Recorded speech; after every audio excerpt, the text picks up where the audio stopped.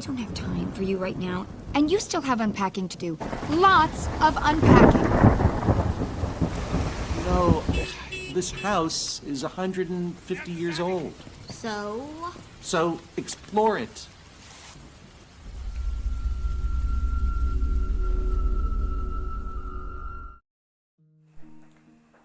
Wow, that intro, that was really, really, really horrific.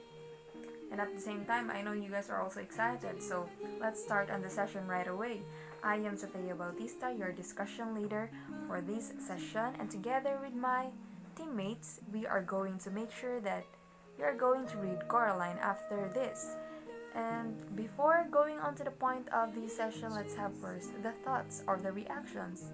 Because I think most people on their childhood were traumatized on this story, Coraline, because it's a unique book. You know, it opposes to the idea of stories full of magic, superpowers, princesses, about rainbows and unicorns. It's a really, really unique book. And Neil Gaiman really had a thought, the man behind this story. He really had a thought, like, for example, the name itself, Coraline, it's a unique and unusual name. Like, you always misspoken her name, Caroline, right? Do you guys also relate with me? So, I know you are all excited and you are also interested on this, and I just wanted to add that is why Coraline was one of the biggest breakthrough of Neil Gaiman throughout his career, because it is mysterious and a captivating storyline. It has that kind of vibe, and Coraline, it became animated and was hailed successful after the release of the film with just over $126 million, and ultimately became worldwide box office hit. You know, Neil really shot the business. And oh my god, I've been talking too much. I know you guys are all excited and the tension's going up, and Caroline was also excited to meet you. So before starting, I listed a few questions that I hope you guys will be able to answer after the session. So first, how do you define the character of Coraline? The second would be, do you think the events happened to Coraline has something to do with the treatment of her parents? Third, what are the challenges Coraline encountered? And does bravery has shown on the action of Coraline? The last one would be, what are your thoughts when Coraline returned to the real world? That would be all. I know I've been prolonging your agony, so let's finally get started. Neil Richard Gaiman, also known as Neil Gaiman, was the man behind this wonderful graphic novel. He was born in Hampshire, UK, and now lives in the United States near Minneapolis. As a child, he discovered his loves of books, devouring the works of C.S. Lewis, James Cabell, Edgar Allan Poe, Michael Moorcock, Ursula K. Le Guin, Jenny Wolfe, and G.K. Chesterton. A self-described feral child who raced in libraries, Gaiman credits librarians with fostering a lifelong love of reading. He said, "I wouldn't be who I am without libraries. I was the sort of kid who devoured books, and my happiest time as a boy were when I persuaded my parents to drop me off in the local library on their way to work, and I spent the day there. I discovered that librarians actually want to help you. They taught me about interlibrary loans." He began his writing career in England as a journalist. His first book was a Duran Duran biography that took him 3 months to write, and his second was a biography of Douglas Adams' Don't Panic, the official hitchhiker's guide to the Galaxy Companion. Gaiman describes his early writing, "I was very, very good at taking a voice that already existed, and parodying violent cases was the first of many collaborations with artist Dave McKean." This early graphic novel led to their series Black Orchis, published by DC Comics. Neil Gaiman is credited with being one of the creators of modern comics, as well as an author whose work crosses genres and reaches audiences of all ages. He is listed as a Dictionary of Literary Biography as one of the top 10 living postmodern writers, and is a prolific creator of works, prose, poetry, film, journalism, comics, song, lyrics, and drama. Neil Gaiman writes books for readers of all ages, including the following collections and picture books for young readers. Gaiman's books are genre works that refuse to remain true to their genres. Gothic horror was out of fashion in the early 1990s when Gaiman started work on Coraline 2002, originally considered too frightening for children. Coraline went on to win British Science Fiction Award, the Hugo Award, the Nebula Award, the Bram Stoker Award, and the American Elizabeth Burr Wurzel Award.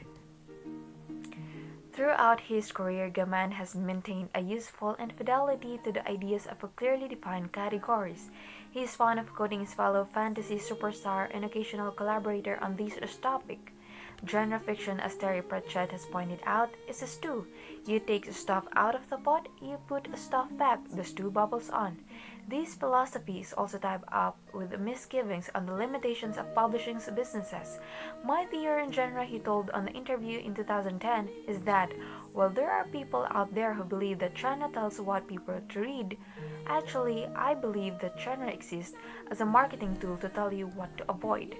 Gaiman's stew uses tropes of fantasy and mythology to hold together disparate ingredients. As a major New Yorker profiled by Dana Goodyear argued in 2010, in addition to horror, he writes fantasy, fairy tales, science fiction, and apocalyptic romps in the forms of a novel, comic, picture book, a story, short story, poems, and screenplays. Now and then he writes a song. Gaiman's books are generous pieces that refuse to remain true to their genres. His mode is syncretic, with sources ranging from English folktales to glam rock and meat rush, and enchantment is his major theme. Life as we know it, only prone to visitations by Norse gods, trolls, Arthurian knights, and kindergarten-age zombies. This is from New York Times bestseller 2010 article. Neil Gaiman's work has been honored with many awards internationally, including the Newbery and Carnegie Medals. Personal awards were Barnes & Noble Writers for Writers Award 2019, and he also gained honorary degrees. 2009 Honorary Doctorate of Arts for Services to Literature from University of Manchester, 2016 Honorary Degree for Doctorate of Letters from University of St. Andrews, 2012 Honorary Doctorate of Arts from University of the Arts, and bestseller list number 1 New York Times bestsellers 61 weeks in the top 10. He also an established writer for children. His work for young readers, The Graveyard Book, was published in 2008 and won the UK Book Trust Prize for Teenage Fiction and the Newbery Medal, the highest honor given in US children's literature, as well as the Locus Young Adult and the Hugo Best Novel Prize. The awarding of 2010 UK Carnegie Medals makes Gaiman the first author ever to win both the Newbery Medal and the Carnegie Medal with the same book. As one of the world's most famous cult writers, Gaiman has a paradoxical kind of fame. As the Telegraph have recently observed, you're either a Gaiman fan, in which case you know absolutely everything about him, or you've never heard of him. Pointing to the same quirk of the modern literary world, the London Times recently referred to him as the most famous writer you've never heard of. This is from Times 2008. Since the 1990s, however, Gaiman has developed beyond the confines of this mode of expression, forging an impressive profile as a novelist and writer for the screen. His blending of horror, fantasy, fairy tale, folklore, and science fiction has proved to lend itself as readily to the page as the graphic storyboard, and his gift for collaboration and of making of killer fantasy world leap in life has proved a perfect fit for the media of television and film projects, both completed in production. Coraline by Neil Gaiman is a weird and delightfully scary fairy tale ghost story, because while it grips the reader's attention with creepy happenings that many cause of case of the shivers, it is not the kind of scary books that leads to the nightmares of the "it could happen to me" kind. The story revolves around the very strange experiences Coraline has when she and her parents move into an apartment in an old house. Coraline must save herself and her parents from the evil forces that threaten them. Coraline by Neil Gaiman is recommended for ages 8 to 12. The story of Coraline and the idea behind it can be found in the quotation by the C.K. Chesterton that precedes the beginning of the story. Fairy tales are more than true, not because they tell us dragons exist, but because they tell us dragons can be beaten. These short novels tells the amazing and creepy tale of what happens when a girl named Coraline and her parents move into an apartment on the second floor of a very old house. When Coraline steps through a door to find another house strangely similar to her own, things seems marvelous. But there's also another mother there and another father, and they want her to stay and be their little girl. They want to change her and never let her go. Well, this story is really interesting. Hello everyone, I am Judeline Piquero, the reporter of this group. And if you haven't heard or read the novel Coraline, don't worry, I will summarize the novel for you.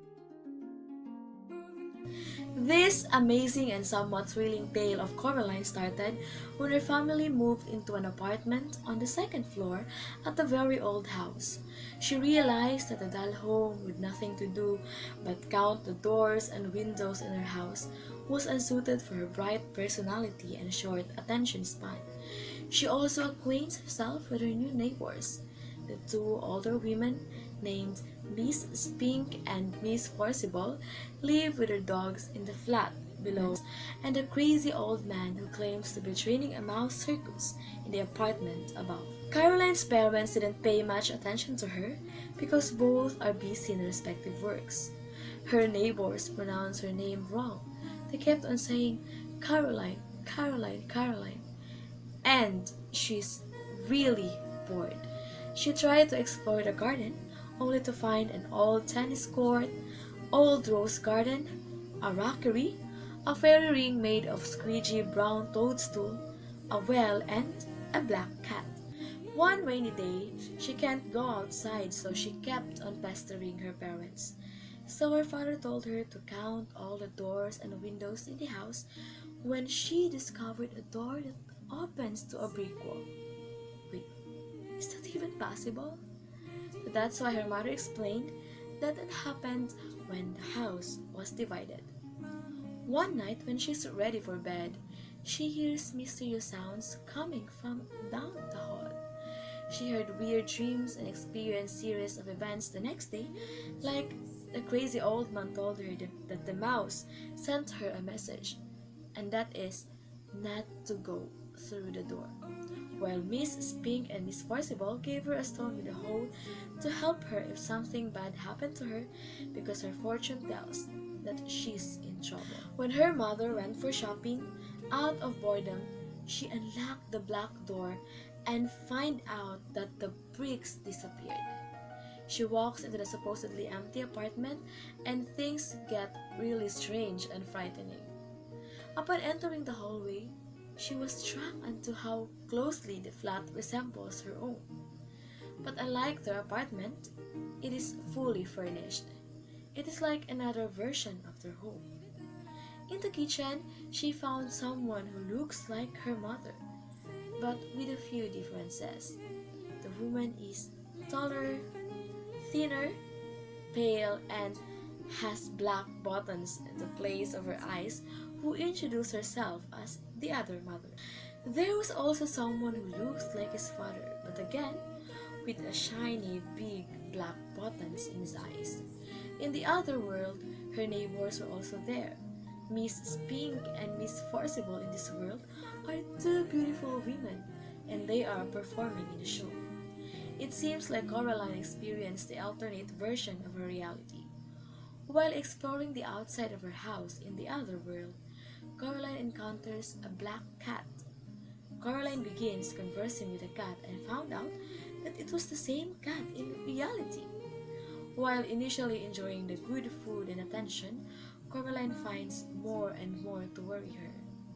Her other mother insists that they want her to stay forever, but she has to replace her eyes with two black buttons.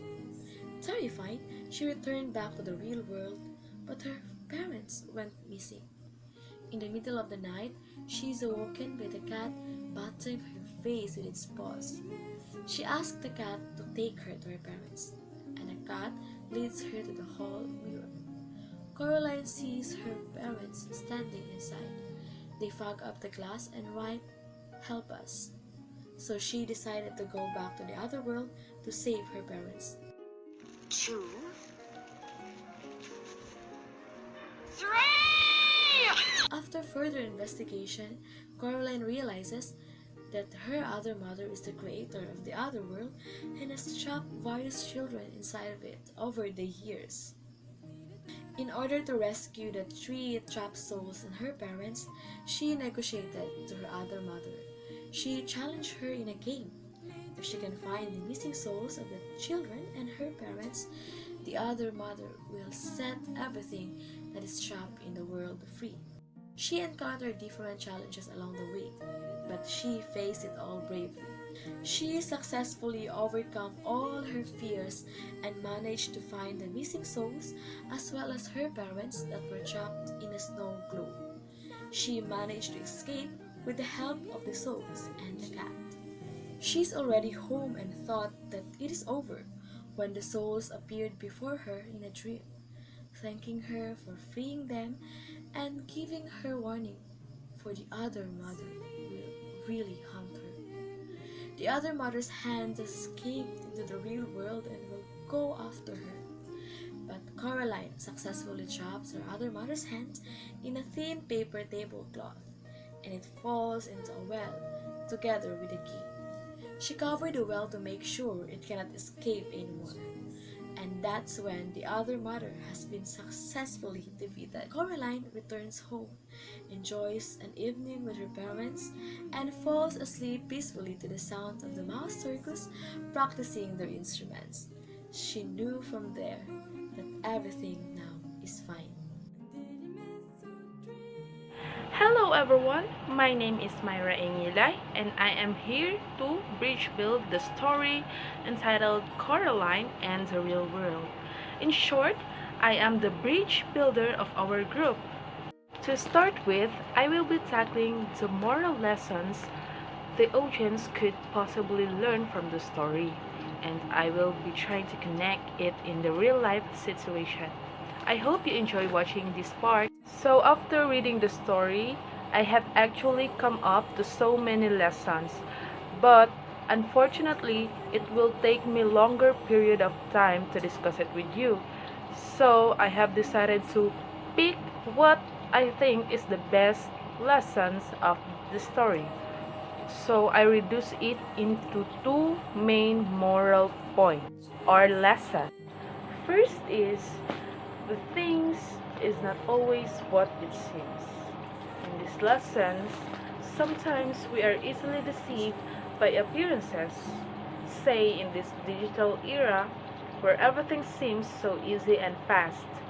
Online shopping has been the trend. In this case, online sellers take pictures of their products.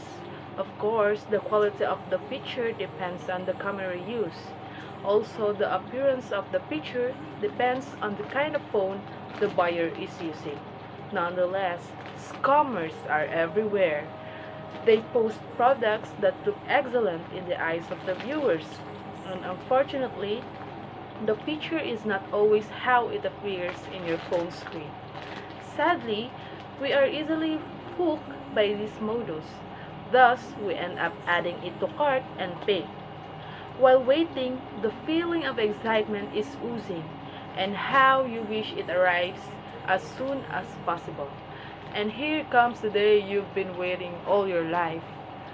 The courier arrives, knocks on your door, and on your doorstep is the package waiting for you to do the unboxing.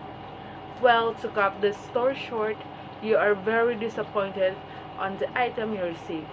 If only you could return it to the seller and give the seller some trash talking, but everything is too late though. The product you receive is not that dazzling the way it appeared online. Just like in the story entitled Coraline, in the story Coraline sees an exact copy of her house. However, this house is more colorful and has beautiful garden in it. Her parents are also more attentive in this house. From the quality of the food to the neighbors, and everything seems to be better behind the small door. Everything seems perfect in the other world until Coraline finds out that the trapped souls of other kids live there, kids that were alive a long time ago. Coraline eventually discovers the evil intentions of the other mother, and that the beauty of the other mother is nothing more than a trap to capture kids like Coraline. Therefore, things are not what it seems to be, not until we see or experience it ourselves. The second one and the last one, Coraline is a lesson for all those parents who don't have enough time for their children. In a world where we barely have time, sometimes we neglect what's important and forget our fundamental values. There you have it. Hope this helped you understand better the story. Thank you for listening.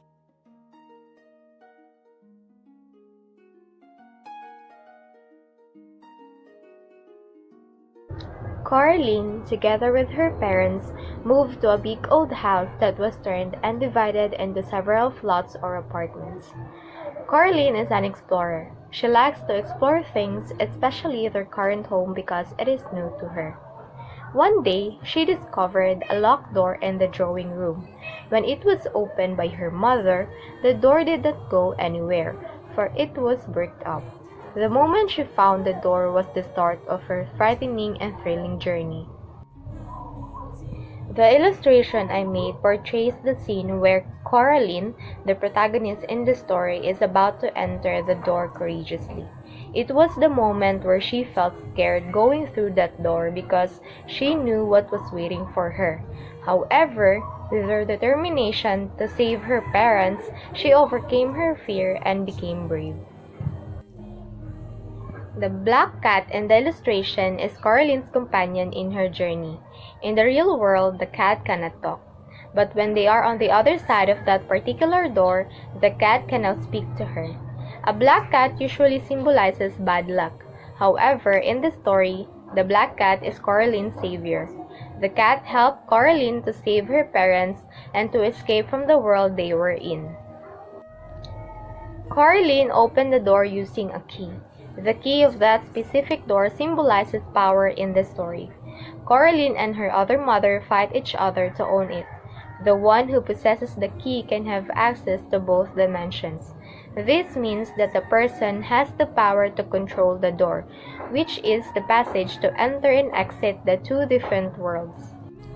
The overall illustration depicts the unpredictable danger brought by the fabricated reality of the other world. Coraline, a young girl, should muster up her courage and conquer what lies ahead in the darkness.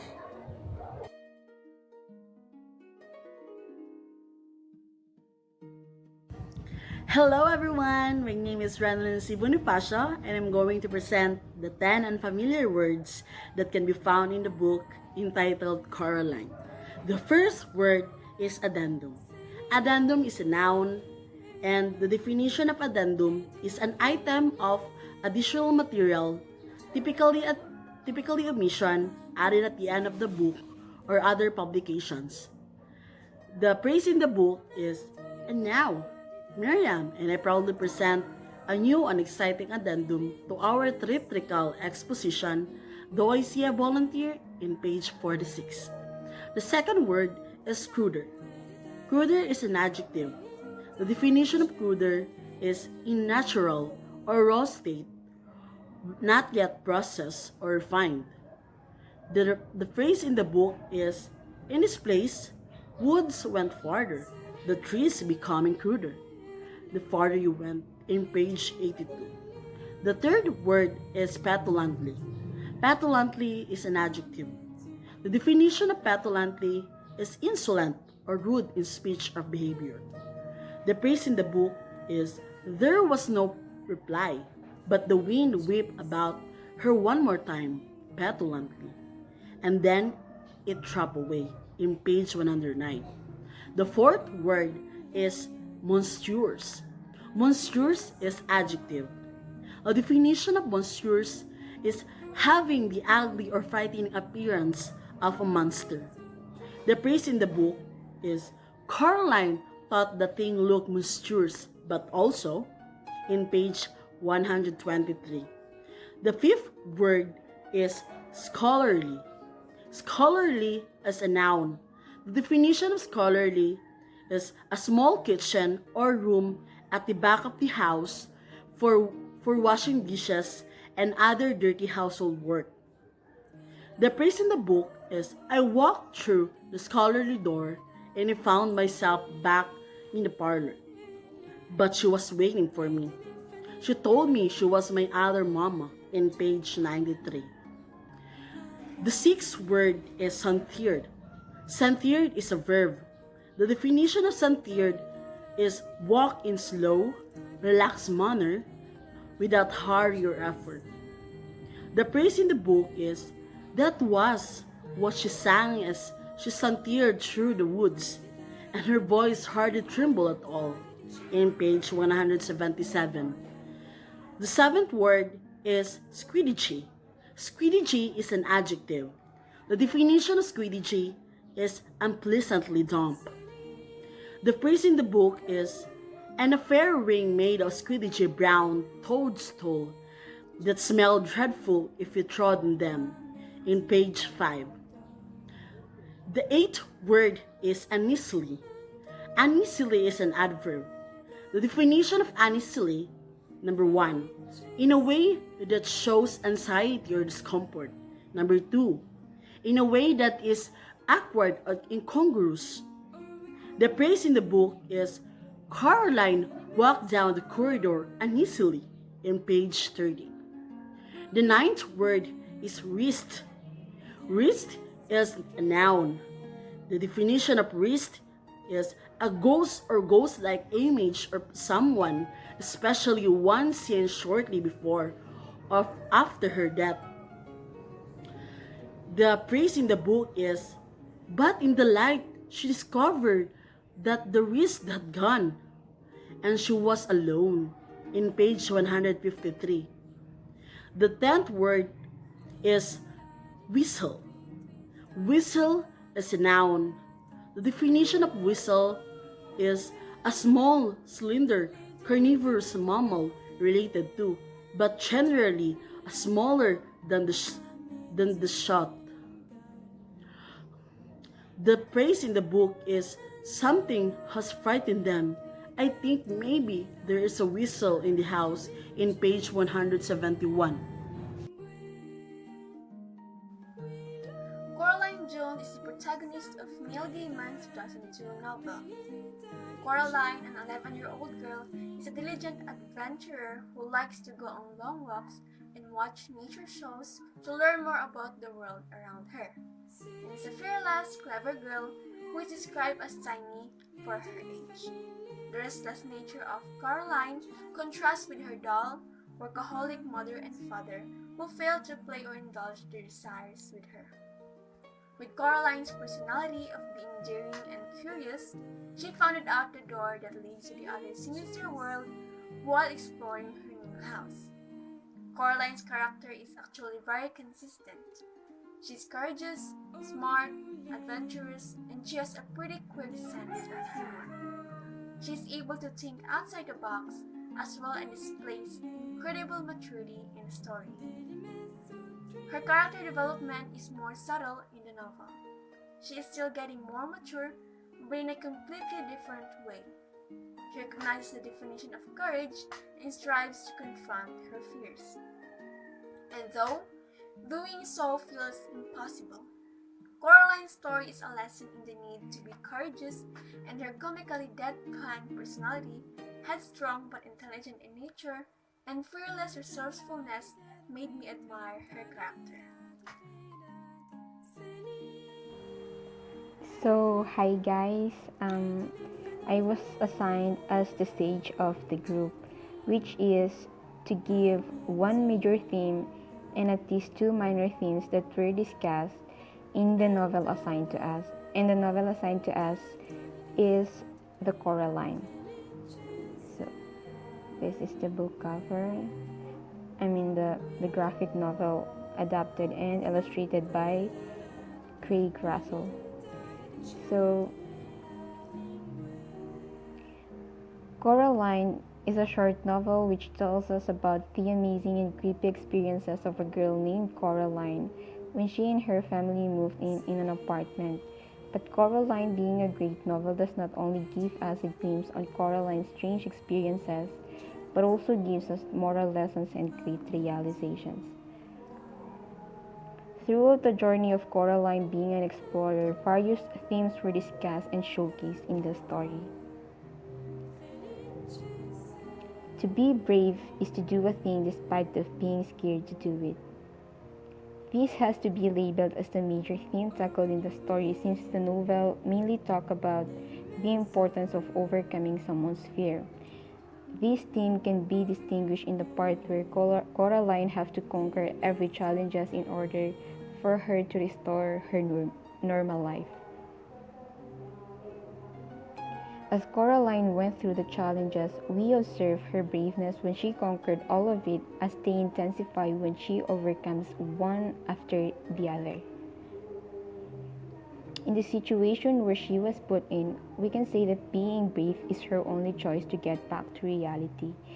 After everything Coraline had done, we inferred that the challenges were not actually her weaknesses, but rather the thought of losing her parents. Moreover, other themes were also discussed, including the power of a child's imagination. I don't know what particular book or readings I have read it, but it says, nothing beats a child's imagination. A child's mind can be very smart to think of the strangest things in this world. The other world which Coraline had been to can be an instance. Her other mother with button eyes, the talking cat, the spy rats, and the talking corpse are just a few of the things she encountered in the other world, which we can say are very unbelievable. These may look amazing, but we all know that they are beyond normal or ordinary things that can happen in the real world. Furthermore, another theme that can be distinguishable in the story was the role and importance of family in someone's life. This line is personally made by me, as I think of something perfectly describe the theme in the story. Connotatively speaking, yes, and this was a great realization we gained after reading the novel. The other meaning of important is family. The parents of Coraline have a fair share where she got really bored. Because of too much boredom, various thoughts came to her mind, which includes her feeding her curiosity about the door that divides their flock from the other. It is very clear in the first part of the story that Coraline craves for the attention of her parents, but it was fulfilled when she met her other parents in the other world. Her other parents showered her attention and feed her her favorite foods, but despite of those, she can't deny her longing for her real parents. She came to a realization and learned to accept the lacking and shortcomings of her parents because at the end of the day, she will always find and need the comfort of a real mother and father. Coraline proved as the line of G.K. Chesterton that fairy tales are more than true not because they tell us that dragons exist, but because they tell us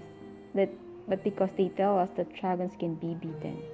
Indeed, and in the case of Coraline, the author does not convince us to believe in the existence of belldom, but rather convinces us to believe in ourselves. So, that's all. Thank you.